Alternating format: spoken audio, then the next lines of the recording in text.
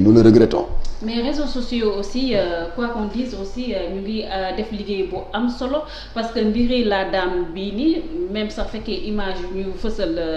sur espace public bi mun nañ ko naqaru mais si c'était pas les réseaux sociaux aussi mbir mi tamit kenn du xam méttiwaay bi aussi. waaw moo tax ma ne couteau à double tranchant la. Autant c'est très utile pour alerter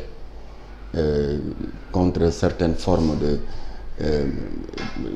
de violence ak di néewal doole nit ki. Autant de l'autre côté day yàq parce que am na ñu koy jëfandikoo pour di def des règlements de compte ak di lor nit. voilà moo tax ma ne nag jot na état bi woote l'importance de régulariser. voilà jot na état bi woote benn lël boo xam ne war nañ ci boole les acteurs des réseaux sociaux comme yéen plateforme médias en ligne yi boole ci société civile les lanceurs d'alerte ñu toog xool nu ñuy trouver un juste milieu parce que les réseaux sociaux sont très utiles voilà ñu mën a trouver un juste milieu pour contrecarrer les dérives et l'anarchie. Je pense qu'une solution doit être possible. D'accord ñu jàll si beneen incident mu nekk mercredi bi passé malheur bu amoon foofule si au niveau de Yoff si je me trompe pas benn camion rek nga xam ne dafa rek doon daw sans frein ravagé lu toll si 6 voitures gaañ faat lu toll si du 3 personnes ban lecture nga am si mbir boobu léegi nga xam ne à chaque fois dafay nekk une récurrence au niveau du Sénégal. xam nga loolu dafay poser waat sur la table. Le problème récurrent de la vétusté du parc automobile, particulièrement poids lourds yi parce qu'ils sont plus dangereux. Lii xew rek wane na ko koo xam ne parce que ñu ngi daan dégg ay 2 morts 3 morts ci autoroute bi yoonu Tamba dafa doon dem Kédougou da doon dem feneen mais agglomération commune bu tuuti bu mel ni Yoff yan xël la oto bi doon daw ba faat ñetti bakkan.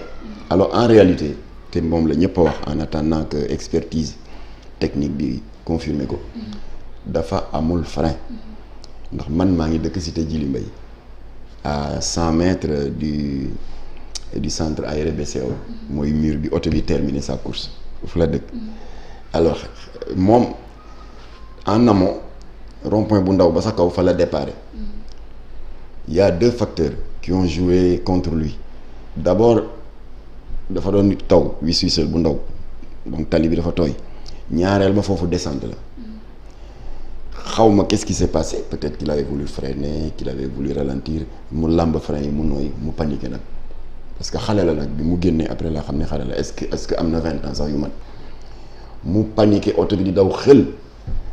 am ay conducteurs très expérimentés ñu xool scène bi ñi dañu daw braqué ji nangam ñi moytu ko mais malheureusement taxi bi jógee woon dans l'axe Parcelles Yoff Layène chauffeur bi am na tuuti réflexe gis ko dal di avancer tuuti loolu moo tax nag bi camion bi ñëwee yéeg ci kaw taxi bi dafa épargner cabine conducteur bi parce que cabine conducteur bi fa la chauffeur bi ne woon ak nijaayi xale yi waaye la partie passager dafa yéeg ci kaw ay xale yu tuuti 5 ans 6 ans rey leen ci sur le coup ba pare nag continuer sa course fekk ndeysaan benn marchand ambulant écrasé ko daal di daw nag ba ci mur BCEAO bi foofu la oto bi arrêté mais s'il y avait pas le mur day continuer di yàq rek alors mu génn nag di yuuxu on le comprend dafa tiit ndax bakken dafa fort daw am kenn ci foule bi daw a dàqe ko ba jàpp ko waaye bu mu gisee déchaînement foule bi ak les hurlements de colère mu ne lii wóorul mën naa ko fi téye ñu ñëw lynché ko mu dee ci sama loxo ñu daal di bàyyi waaj mu daw nag 100 mètres xelam yedd ko nag mu taxaw ñëw dellu si mel ni ku teqali ko sagom dof si saa si mu ngay yuuxu way lii bu ma yëgoon du ma ko def man waruma am permis di wax loo xam ne c'est pas cohérent alors kon lecture bi ñu ci mën a am benn état bi war na def preuve de vigilance si anarchie bi am dans la délivrance non même pas des permis sax ba les permis d'accord waaye dans la délivrance des attestations de visite technique parce qu'il fut un temps visite technique yaa ñu daan def en tout cas wala ma daan gis si taatu maire yi hôtel de ville les tests étaient tellement serrés ñun bañ nekkee xale di jógee lycée Van di def entraînement match nawetaan ça nous intéressait toujours di dem xool oto yi ñuy testé mais inspecteur bi day tiré chrono chauffeur baa nga fële à 200 mètres mu jox la départ rek nga départ boo ñëwee ba ci ligne rouge bi rek mu def la signal nga war a freiner à sec mu xool nag fa nga dëggee frein ak moment bi oto bi taxaw ñaata mètre nga daw mu noté nee la clignoteel say phare noté ainsi de suite avec beaucoup de rigueur soo paree ñu ne la sawaay oto bi aptul pour circuler kon boo daal di la jox instruction ne la boo demee nga changer sa pneumatique parce que les pneus sont très lisses noonu la visite technique daan demee waaye léegi day ko xëy rek chauffeur bu xëy rek daal di ne morom waaye maa ngi dem jëli sama visite technique si sama waay ji quoi dem gisee ak moom ci ruq mu defal la attestation alors loolu tant que mu ngi fii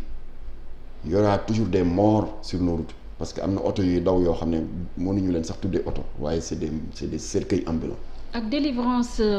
permis de conduire deuxièmement permis de conduire pour poids lourd yi parce que yaa naan ma xale bi est-ce que am na 20 ans matu aussi ko xale bu tuuti la paniqué di yuuxu mel ni ku yaayam dóor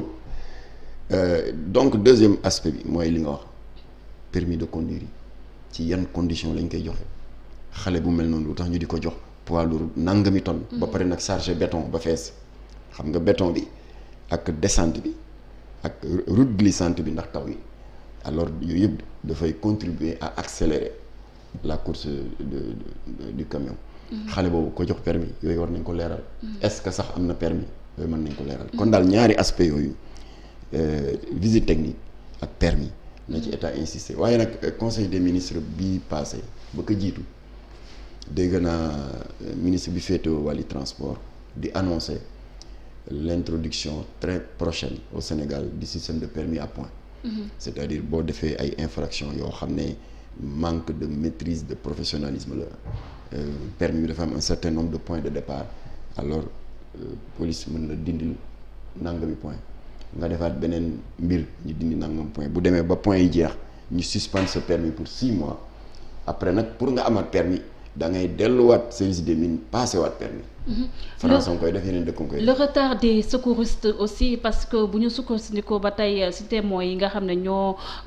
fekkee incident bi ñu loon wax ne ñaari xale yi ñoom ñu nekkoon ci état bu doy waar mais ñoom ba tey ñu loon dund ils étaient là di souffrir di yuuxu ak yooyu mais il paraît que oo neen sapeur pompier yi ay heure ñëwul. waaw loolu nag wax dëgg yàlla. loolu aussi seen responsabilité tamit mu ngi ci mbir bi aussi. waaw wax dëgg yàlla malgré la bravoure des services de secours tels que pompiers Croix-Rouge et cetera état am na responsabilité ci li mu leen dotewul de moyens techniques adéquats c'est des hommes de très bonne volonté parce que xam nga secours nit kii la vocation la am na ñu man sama xol ñemewoo ko di gis deret di jéem a sooy nit ki kon ñi koy def ay ñu am xol lañu pour venir en aide aux autres mais encore faut-il que ñu jox leen jumtuwaay bi parce que bi pompier ñëwee bien que tardé nañ trop comme ni nga ko waxee mais pour quel est le mot qu'ils utilisent désincarner les véhicules xam nga am ay matériels yu ñuy jël ay pinces di dagg carrosserie bi mais ils ont mis un temps fou alors que man gis naa pendant les 7 ans que j'ai passé en Belgique parce que foofu la jàngee accident grave de la circulation ñoom bu ñu ñëwee fekk y a des passagers qui sont prisonniers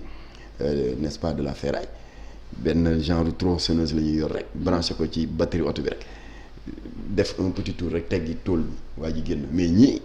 travail d'artisan la ñu doon def pendant ce temps le sang coulait pendant ce temps les enfants souffraient alors malheureusement mujj ñu ci mucc. Ce qui explique un manque de rigueur aussi de nos autorités par rapport à ce qui concerne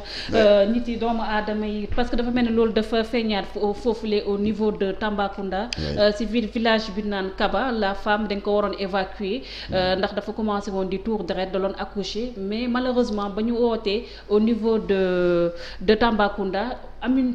amuñu possibilité pour se rendre ci dëkk boobu ndax route bi baaxutoon ba moom mu mujjee ñàkk bakkanam ak benn jumeau bi. waaw loolu li ko waral le premier facteur mooy sori gi yenn structure de santé yi sori les lieux d'habitation ça n'a pas de sens parce que bu fekkee population yaa ngi fii nga fa poste de santé bi sànni ko fële à côté de la route nationale. balaa ñu fay egg di jaar par des sentiers par des routes difficilement praticables surtout si période bii ñu ne di nawet. Alors loolu ce n'est pas pertinent kon bu ñuy ubbeeti poste de santé nañu wax ak population yi ne leen fan ngeen ko bëggee comme ça ñu ne na ngeen ñu ko defal ci wetu marché bi na ngeen ñu ko war a defal ci wetu stade bi waaye dañuy jékki rek politiciens yi à la veille des campagnes électorales waaye ubbi nañ leen poste de santé te laajuloo nit ñi. Deuxièmement état bi na dooleel bàjjenu gox yi qui font un travail extraordinaire. Jamra ñun on travaille avec des bàjjenu gox xam nañ seen njëriñ. La preuve bu fekkee organisation mondiale de la santé comme bu amee épidémie diphtérie wala leneen ñu bëgg a def benn PEV programme élargi de vaccination bu ko autorité sanitaire yi jotee du ñoom ñooy dem sensibiliser population yi bàjjenu gox yi la ñuy woo ak les relais communautaires ñoom ñooy dem di fëgg kër yi naan génn leen seen doom yi ñu ñàkk leen te ñooñu amuñu salaire ñooñu bu fekkoon mettre nañ leen à la disposition des districts sanitaires comme c'est le cas pour cette dame là yàlla mën a def loolu du arrivé ndax moom dana mën a jël ay matuwaayam pour que ndaw si ñu mën ko évacuer assez tôt sauver sa vie et sauver la vie d'un des jumeaux. Alors kon daal ñaari point yooyu la benn bi poste de ñett sax benn bi poste de santé yi bu ñu koy sampati nañ ko def en étroite collaboration avec les populations yi ko moom ñaareel ba bàjjanu gox yi nañu leen utal salaire amuñu salaire ay neexal la ñuy am rek bu amee ay programme élargi de vaccination. ñetteel bi la vétusté du matériel logistique par exemple di nga gis koo xam ne benn clando mooy romb rek ñu ne dimbali ñu waaye kii dafay mucc ñu dugal la ci bu amul clando charrette foofu war na am ambulance yooyu daal yaakaar nañ ne bu ci état bi jógee am nañ yaakaar ne dinañ xettali population yi ndax bakken dafa fort. D'accord.